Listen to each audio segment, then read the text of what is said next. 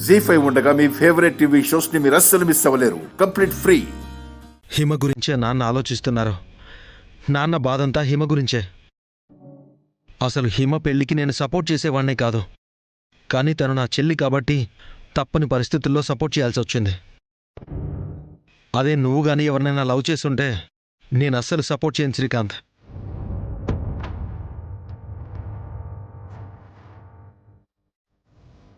అయినా నువ్వు అలా చేయవు శ్రీకాంత్. నాకు తెలుసు, నువ్వు నా తమ్ముడివి. నీ మనసు నాకు తెలుసు. నేను ఎలా ఆలోచిస్తానో నువ్వు అలానే ఆలోచిస్తావు. అందుకే నువ్వంటే నాకు చాలా ఇష్టం. చూడన్నాన్న, శ్రీకాంత్ కూడా నాలాగే ప్రేమ జోలికి పెళ్లి జోలికి వెళ్ళడు. వీడు చాలా మంచోన్నానా.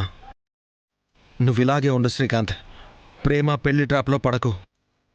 ప్రేమ పెళ్లి అనేవి మనుషుల సంతోషాల్ని దూరం చేసే డెవిల్స్. మీ పేరెంట్స్ పెళ్లి చేసుకున్నారు, నిన్ను వదిలేసి వెళ్ళిపోయారు. అక్కడ పెళ్లి ఫెయిల్ అయింది. డాడీ సెకండ్ మ్యారేజ్ చేసుకున్నారు, సైలెంట్ అయ్యారు. ఇక్కడ పెళ్లి ఫెయిల్ అయింది. ఇప్పుడు హిమ అందరినీ ఎదిరించి పెళ్లి చేసుకుంది. కానీ ఏంటి ప్రయోజనం? అటు అత్తగారింటికి వెళ్ళలేక, ఇటు పుట్టింటికి రాలేక బాధపడుతుంది. ఇక్కడ పెళ్లి ఫెయిల్ అయినట్టే.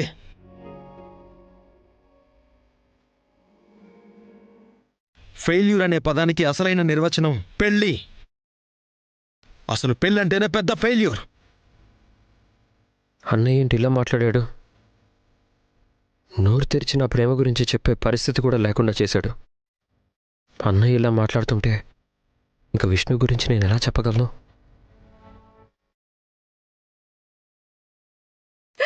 కృష్ణ, నేను రేపు పూజలో వరుణ్ పక్కన కూర్చోవాలా?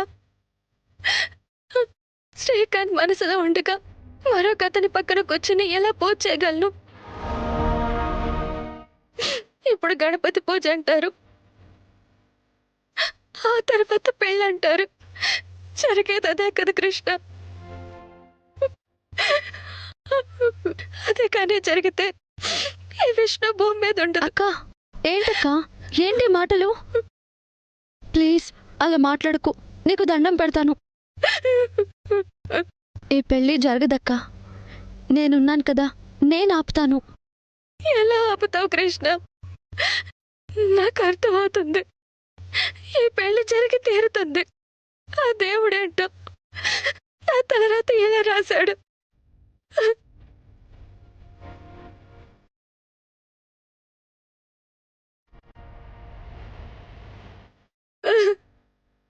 నేను చచ్చిపోతానంటే నాతో పాటు మీ అక్క కూడా దూకేసింది. శ్రీకాంత్ అంటే నాకు చాలా ఇష్టం. అక్క, ఏం జరిగితే అది జరుగుతుంది. వెంటనే అమ్మ దగ్గరికి వెళ్ళి నీ ప్రేమ విషయం చెప్పేద్దాం పదా. ఎలా చెప్తాం కృష్ణ? వద్దు.